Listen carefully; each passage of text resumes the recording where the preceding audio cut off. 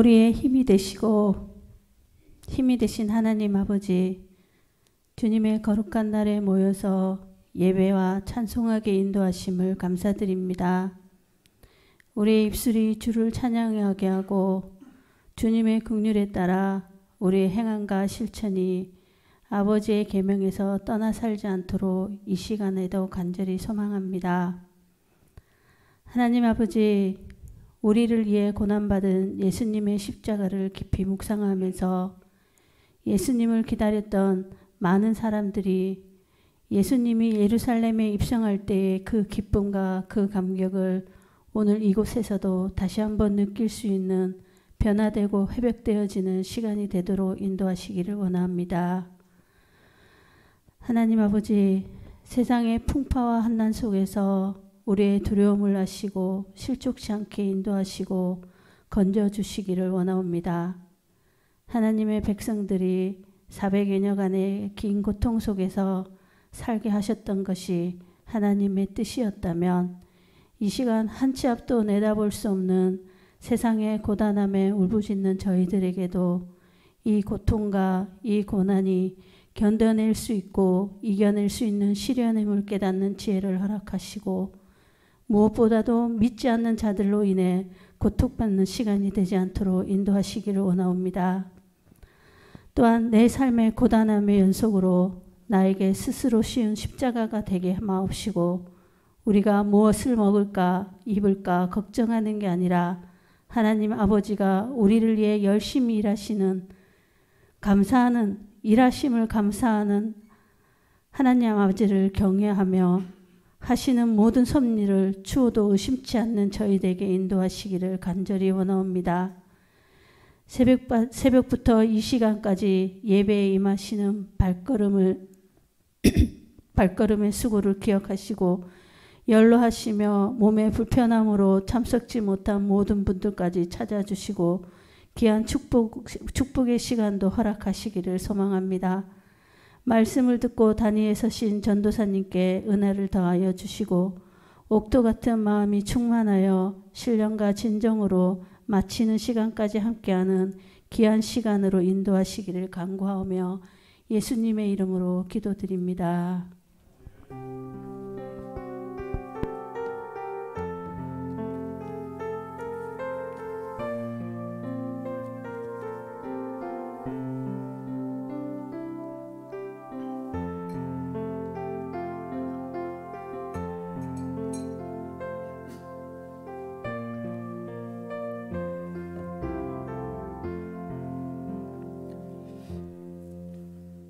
찬송가 401장입니다.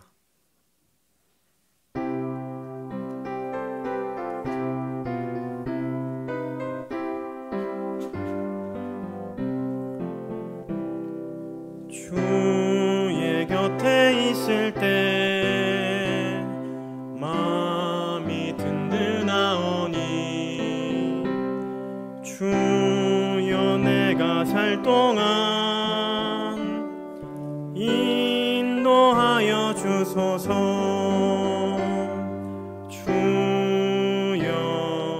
주여 나를 인도하소서. 빠른 세상 살 동안 주여 인도하소서. 피난처인 예수여 세상 물결 험할 때 그 신의 은혜 베푸사 나를 숨겨주소서. 주여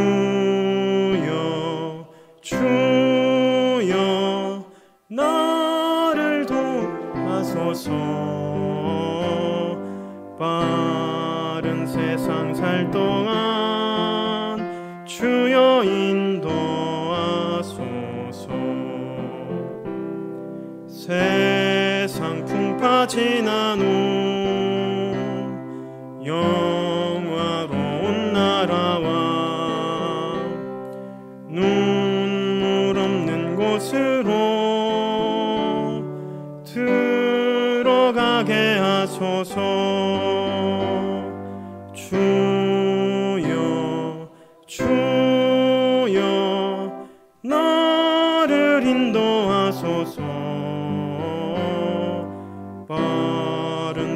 세상 살 동안 주여 인도하소서.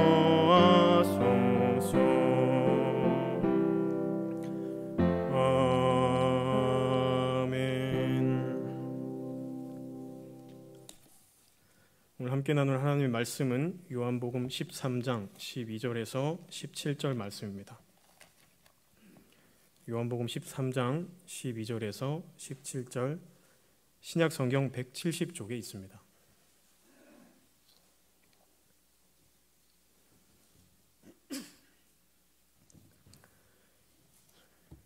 제가 읽겠습니다. 그들의 발을 씻으신 후에 옷을 입으시고 다시 앉아 그들에게 이르시되 내가 너희에게 행한 것을 너희가 아느냐? 너희가 나를 선생이라 또는 주라 하니 너희 말이 옳도다. 내가 그러하다.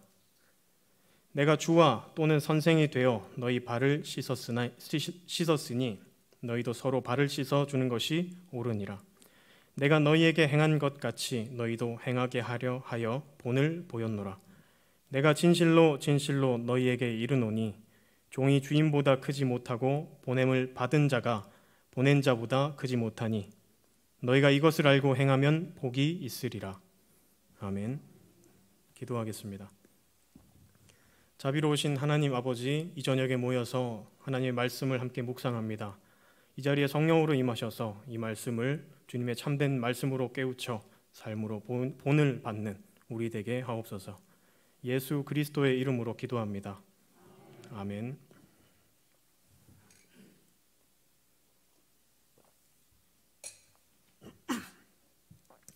한 5년 전쯤이었습니다. 제가 통영에 내려와가지고 음악당이란 곳을 이제 몇 번 갔었는데 그때 굉장히 인상 깊은 공연을 들은 적이 있습니다. 때는 3월 말이었고요. 지금처럼 사순절 기간 중이었습니다. 바흐 콜레기움 재팬이라고 하는 일본의 유명한 악단이 와서 무려 마태순환곡 전곡을 연주했습니다. 악단 수만 해도 한 40명, 40명 정도 되고요. 거기에 보컬까지 포함해서 꽤 규모가 큰 공연이었습니다.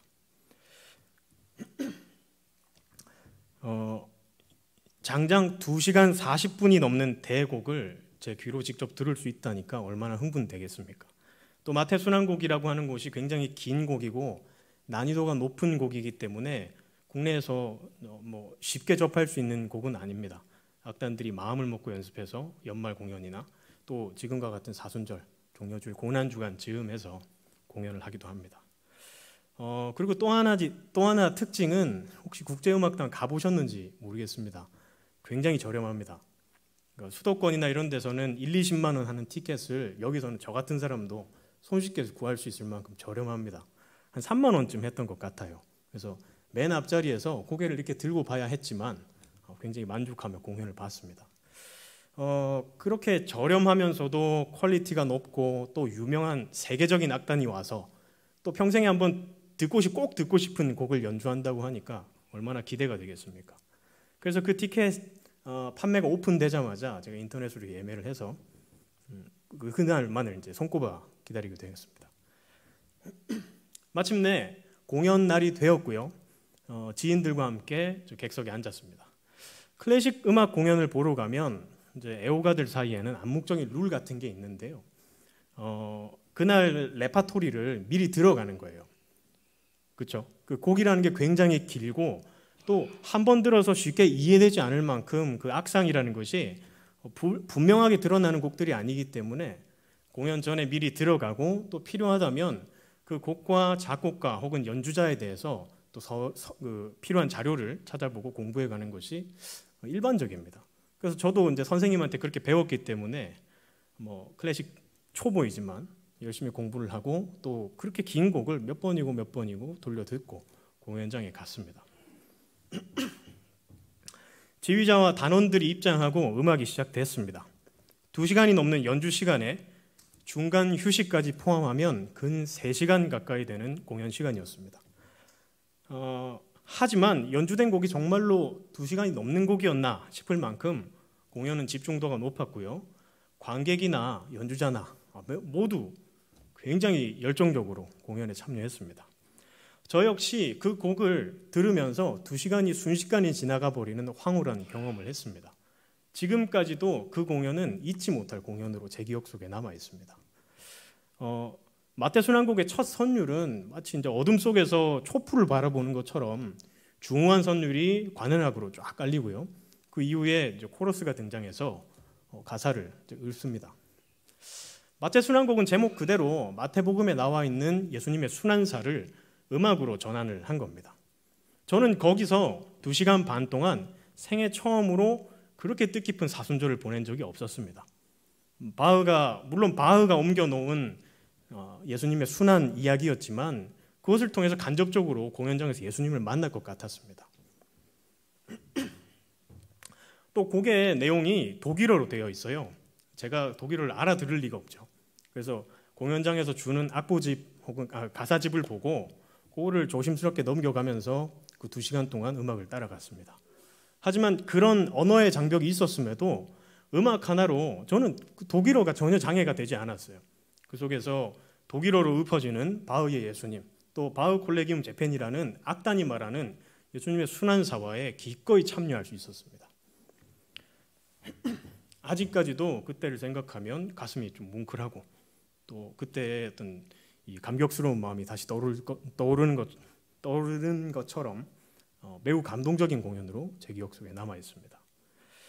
아마 사순절 기간이 겹쳐서 더 그랬겠죠. 그래서 이 일을 통해서 저는 음악을 감상하는 데 있어서는 연주자나 지휘자의 기술적인 완숙성은 물론이죠. 그리고 거기에 더해서 책이나 다른 자료를 찾아보는 관객의 지적인 노력도 필요하고요. 동시에 음악을 그냥 음향으로 즐기는, 그래서 소비해버리는 그런 태도가 아니라 음악을 음악 그 자체로 사랑하고 즐기는 이런 진지한 마음도 필요하다는 걸 알았습니다. 거기에 덧붙여서 음악의 악상이나 가사의 시상에 참여하는 감상자의 적극적인 태도도 반드시 필요하구나 하는 걸 깨달았습니다. 이런 것들이 합쳐질 때 음악은 우리의 삶 속에 혹은 문화 속에 우리 세상 속에 있는 비밀스러운 것, 보다 참된 것을 드러내는 계시적인 역할을 할 수 있구나 하는 것을 그 2시간 반 동안의 공연을 통해서 몸소 깨달았습니다. 그래서 제가 들은 음악은 단지 악보에 그려져 있는 음악의 기호들 있죠. 이런 기호들을 소리로 전환하는 이런 기계적인 과정이 아니라 음악을 통해서 정말로 어떤 사순절의 참 의미를 깨닫는 뜻깊은 시간이 되었다는 것입니다. 그런데 음악의 이런 성질을 보면 종교와 정말로 뗄래야 뗄 수 없는 것 같습니다. 이 두 가지는 방금 말한 것처럼 우리 삶 속에 있는 비밀한 것들을 드러내고 삶을 더욱 높은 곳으로 고양하는 그런 것이기 때문입니다. 그리고 또 이 두 가지는 모두 언어가 그치는 곳에서 시작되기 때문입니다. 음악은 언어로 되는 것이 아닙니다. 그렇죠? 음악이 추구하는 바는 아름다움이죠. 미라는 것을 우리가 아름다움으로 이 말로 어떻게 표현할 수 있겠습니까? 그 아름다움을 우리가 말로 풀어쓰기 위해서는 정말로 세상의 모든 종이를 갖다 써도 모자랄 겁니다. 마찬가지로 우리가 사랑하고 섬기는 하나님을 우리가 글로 옮긴다면 다 쓸 수 있을까요? 부족하겠죠. 이런 점에서 음악과 종교는 너무나도 닮아 있다라는 것도 그 공연에서 제가 얻어온 수학이었습니다. 요한복음을 보면 금방 제가 했던 체험과 상당히 닮아 있는 것 같아요. 요한복음에서 정말 많이 나오는 말 중에 하나가 참이라는 말이에요. 참 목자, 참 포도나무, 혹은 또 세례를 받을 때는 성령으로 세례를 받아야 된다. 이런 얘기를 하지 않습니까? 그래서 요한복음의 문제의식을 딱 짜서 한 문장으로 요약한다면 참된 것은 무엇인가? 라는 말로 저는 요약하겠습니다. 본문에는 우리가 다른 복음서에서 보지 못하던 말이 있습니다. 오늘 어떤 장면일까요? 익숙한 장면이죠. 종려주일에 혹은 고난주간에 많이 보는 장면입니다. 예수님께서 제자의 배신으로 잡혀가시기 전날 제자들을 모아놓고 함께 식사를 하시는 장면이죠. 그런데 다른 복음서는 여기서 식사를 얘기하고 있어요. 그래서 빵을 드시고 축사하셨다. 잔을 드시고 축사하셨다. 그 뒤에 이런 말씀을 하셨다라는 게 남아 있습니다만 요한복음에는 특별히 빵 얘기, 잔 얘기가 안 나옵니다. 분명히 우리가 보건대 다른 복음서에서 말하는 최후의 만찬의 장면인 것 같습니다. 그때와 동일한 장면인 것 같아요. 하지만 여기에는 빵과 잔에 대한 이야기가 한마디도 나와 있지 않습니다. 왜 그럴까요? 제가 학생들을 가르치면서 성경을 읽는 방법을 좀 재밌게 하기 위해서 강조하는 것이 있는데, 특히 복음서와 같이 이렇게 4가지 종류의 이 책이 있잖아요. 요 4가지 종류의 책의 동일한 주제는 예수 그리스도의 삶과 가르침, 혹은 하나님의 이분의 어떤 보여줬던 비전, 이런 것들이지 않습니까? 근데 한 분 예수님을 가지고 요 4권의 책이 쓰여졌어요. 그리고 이것들이 우리 교회 전통을 통해서 우리에게 성경으로 남아 있습니다. 근데 각각의 복음서들을 보면 차이점이 있죠. 그렇죠? 그 차이점은 왜 생길까요? 공동체 상황도 거의 개입될 수도 있고요. 공동체가 예수님을 어떻게 봤는지도 개입될 수 있습니다. 그러니까 이런 것들을 통해서 예수님의 가르침에 관한 메시지가 생긴다라고 강조를 합니다. 그러니까 오늘 우리가 봤던 이 본문에서도 차이점에 주목해야겠죠. 왜 빵과 떡이 나와 있지 않을까? 분명히 그 장면인데, 분명히 그때인 것 같은데, 잡혀가시기 직전인데 왜 빵과 떡이 나와 있지 않을까? 지금 우리는 오늘 종료주일에 코로나 때문에 부득이 성찬 예식을 못했습니다만, 성찬이라고 하는 건 교회의 역사에 있어서 굉장히 중요한 예식입니다. 우리가 그것을 통해서 그리스도의 살과 피에 참여한다는 것을 다시금 확인하고 고백하고 선언하는 그런 예식이지 않습니까? 그래서 바울 서신을 봐도 다른 복음서들을 봐도 그 얘기가 빠지지 않습니다.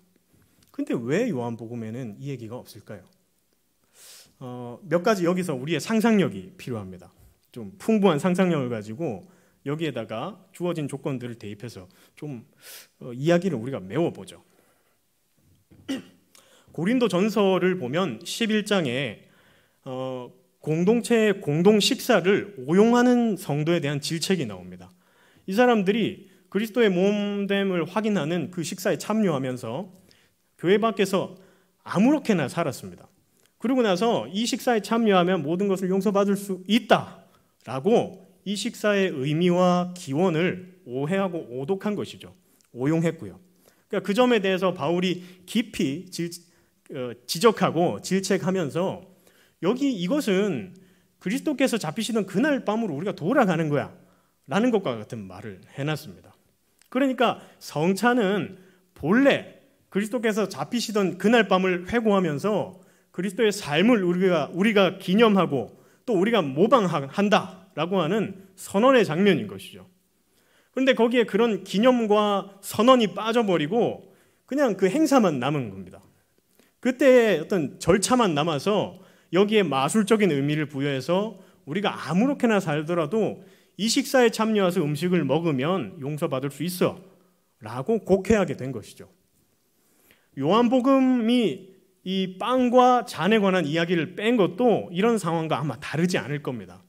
4권의 복음서 중에 가장 늦게 쓰인 복음서가 바로 요한복음인데, 요한복음이 갖고 있는 상황은 굉장히 다릅니다. 다른 복음서들과. 여기에서는 그리스적인 문화도 나오고 여러 가지들이 나오죠. 이런 복잡한 것들을 요약하면 당시에 있던 어떤 종교적인 분위기, 그래서 바울이 비판했던 성찬을 마술적인 것으로 돌려버린 이런 행위들, 혹은 이 성찬을 비밀스러운 것으로 만들어서 어떤 자격을 갖추어야만 입장할 수 있는 것, 그래서 여기에 이 비밀스러운 의식에 참여할 때만 우리가 구원을 얻을 수 있다라고 말한 두 번째, 또 세 번째는 이 성찬 예식에 절차만 남아서 매우 엄격한 절차를 고수한 겁니다. 그러니까 본래 주님께서 말씀하셨던 이 성찬의 기쁨 혹은 또 영광 이런 것들은 빠져버리고 엄숙한 절차만 남은 것이죠. 이런 몇 가지 가능성들을 생각해 보건대 요약하면 매 한 가지입니다. 이런 성찬은 예수님에 관해서 아무것도 얘기해 줄 수 없다는 거죠. 이 절차에 대해서 우리가 어떤 신비적인 의미를 부여해도, 이것을 비밀스럽게 만들어도, 엄격한 절차로 남겨놓더라도 이런 성찬은 본래 성찬이 의미했던 것, 주님에 대해서 알려주는 거잖아요. 우리에게 주님에 대해서 상기시켜주는 거잖아요.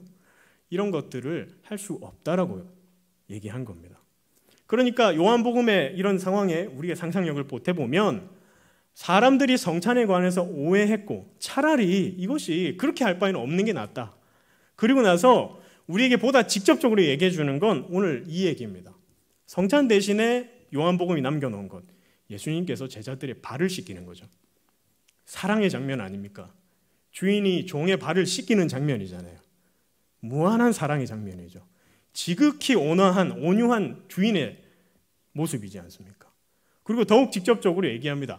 이 모습을 본받아서 너희도 행하라. 그러니까 요한복음이 우리에게 알려주는 건 성찬의 본뜻은 우리가 주님을 닮아가고 모방하는 것에 있다는 겁니다. 우리가 주님을 닮으려 하지 않고 모방하려 하지 않는다면 성찬은 무의미하다는 거예요. 성찬은 그냥 엄숙한 절차일 뿐이고 비밀스럽고 마술적인 예식일 뿐이라는 겁니다. 이것들을 방지하는 게 뭘까요? 우리가 주님을 닮아가려는 의지이고 주님을 본받으려는 노력이죠. 이런 것들이 빠질 때 성찬은 무의미하다라는 것을 우리 이 본문의 어떤 상황을 통해서 유추해 볼 수 있습니다. 아까 요한복음의 주제를 참된 것을 찾으라. 참된 것은 무엇인가? 라고 요약할 수 있을 거라 그랬죠. 마찬가지입니다. 성찬에 있어서 참된 것은 무엇인가? 우리가 성찬에 참여함에 있어서 참된 것은 무엇인가? 본래 우리가 추구해야 되는 것은 무엇인가? 라는 것을 우리는 오늘 이 본문을 보면서 함께 물어봐야 합니다. 그래서 요한복음 전체를 보면 예수를 참 포도나무라 그러고요. 참 목자라 그러고 물로 세례를 받는 것 말고 참 세례, 성령으로 세례를 받아야 된다라고 얘기하고 있습니다. 이런 것들에 비춰서 우리의 삶을 한번 돌아봅시다. 우리의 삶은 어떻습니까? 우리가 전염병 유행으로 이곳에 모이지 못했을 때 이곳에서 드리는 예배에 그렇게 목말랐던 이유는 뭡니까? 이 장소 때문입니까? 혹은 이 장소에서 일어나는 사소한 절차들에 우리가 목맸기 때문입니까? 아닐 겁니다. 굳이 말로 하진 못하겠지만 혹은 말로 쓰려 해도 쓸 수 없겠지만 분명히 그것은 우리에게 목적이 아니었습니다. 참된 신앙의 영역은 언어가 끝나는 곳에서 시작되는데 그것이 우리의 목적이었던 거죠. 이곳에 모이는 것 말고 이곳에서 일어나는 사소한 절차 말고 보다 참된 것, 보다 근본적인 것이 우리에게 있었잖아요. 그것을 우리가 그것에 목말라 했고 그것을 목적으로 삼았기 때문에 이곳에서 모여서 함께 하나님의 말씀을 나누는 것에 그렇게 갈급했던 것이지 않습니까? 하지만 우리는 주변에서 너무나도 편파적이고 파괴적인 언어로 덕칠된 종교를 너무 많이 봐왔습니다. 공동의 위기에도 자기 주장만을 옹호하는 사람들, 이웃과 형제의 안전보다 내 집단의 세를 유지하는 데 최선을 다했던 사람들, 이런 일들은 그리스도의 제자로서 참되게 살아가고자 하는 우리의 마음을 아주 허탈하게 만들었습니다. 하지만 요한복음 12장 31절 이후에 주님은 세상의 심판이 자신의 죽음으로 말미암아 이루어짐을 말씀하셨습니다. 이는 폭력으로 세상의 왜곡과 오해를 이기는 것이 아니라 자신을 내어주는 사랑으로 모든 것을 극복한다라는 말입니다. 그리고 그런 분이 우리를 더러 자신을 본받고 따르라 그랬으니 지금 이 순간 우리가 할 바도 너무나도 명백합니다. 어떤 오해와 왜곡에도 흔들림 없는 사랑으로 언제나 참된 것을 바라고 참된 것을 따라가는 우리가 됩시다. 이 사랑을 따라 우리의 삶 전체의 우선순위를 가려서 무엇이 수단에 불과한 것에 그쳐야 하고 무엇이 우리 생명의 목적으로서 사랑받아 마땅한 것인지 가려봅시다. 우리가 전에 받은 성례가 가리키는 거룩한 목적에 참여하는 그런 참된 성도가 되는 그런 결단을 하는 시간 되시기 바랍니다. 기도하겠습니다. 자비로우신 하나님, 주님의 말씀을 묵상하며 우리의 삶의 질서를 주께서 보여주신 비전에 맞춰 고쳐 살고자 합니다. 오직 주님이 사랑의 말씀을 따라 오직 주님의 사랑의 말씀을 따라 그 길을 방해하는 모든 혼란과 왜곡을 이겨내고자 하니 성령으로 힘 주시옵소서. 예수 그리스도의 이름으로 기도합니다. 아멘.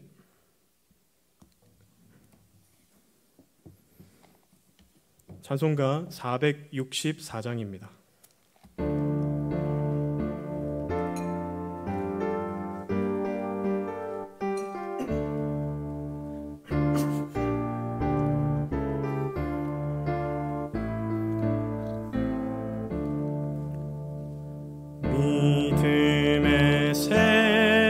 빛을 밝히는 마음으로 주의 길 나서는 하나님 백성들, 언제나 밝은 마음 믿음으로 살면 은혜의 구원 열매 풍성히 맺으리. 소망의 새 빛을 가득한 마음으로 주의 길 따르는 하나님 백성들, 언제나 푸른 마음 소망으로 살면 영광의 하늘나라 면류관 얻으리.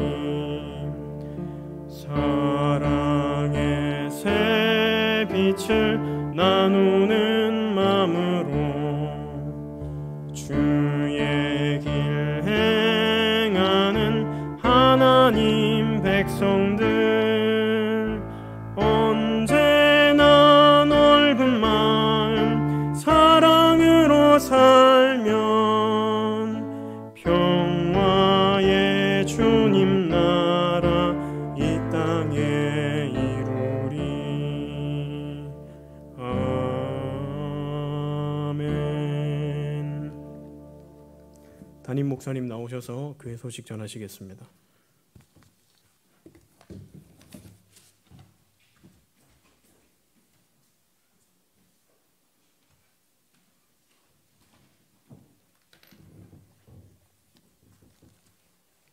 네, 교회 소식 전하겠습니다. 오늘 종려주일 함께 지키고 있습니다. 그리고 내일부터는 고난주간에 들어갑니다. 네, 하나님 앞에 귀하게 한 주간을 보내시는 여러분 되시기를 바랍니다. 다음 주일은 부활주일입니다. 코로나19의 지역 확산으로 인하여 교회는 각 부서별로, 교회학교는 각 부서별로 예배를 드리고 우리는 지금 예배 드리는 이 방식 그대로 주일날 저녁 예배를 드리니 착오 없으시기를 바랍니다. 내일부터 고난주간 특별 새벽기도회가 시작이 됩니다. 기도의 자리를 통하여 주님을 더욱 깊이 만나는 은혜의 시간이 되시기를 바라고 필경대에 있는 소책자를 가지고 가시기를 바랍니다. 저는 그동안 우리가 함께 보았던 사순절 묵상에 있는 본문을 그대로 따라서 이 기간 동안 말씀을 전할 생각입니다. 여러분들도 미리 조금씩 읽고 묵상하시고 또 저를 만나고 주의 말씀을 나누면 좋겠습니다. 순서를 맡으신 분들은 여기 아랫단에서 성경 봉독을 하시고 기도를 하시면 되겠습니다. 네, 다른 광고는 주보를 참조해 주시기를 바랍니다. 네, 축도하겠습니다. 우리 주 예수 그리스도의 크신 은혜와 하나님 아버지의 놀라우신 사랑과 성령님의 교통하시고 인도하여 주심이 진정으로 주님을 만나며 주께서 생명의 떡으로 오셔서 이 땅에서 모든 것을 내어주시며 우리에게 좋은 본이 되어주심을 믿음으로 바라보며 진심으로 따르기를 원하는 이 시간 예배하는 권속들 위에 영원토록 함께 하시기를 간절히 축원하옵나이다. 아멘.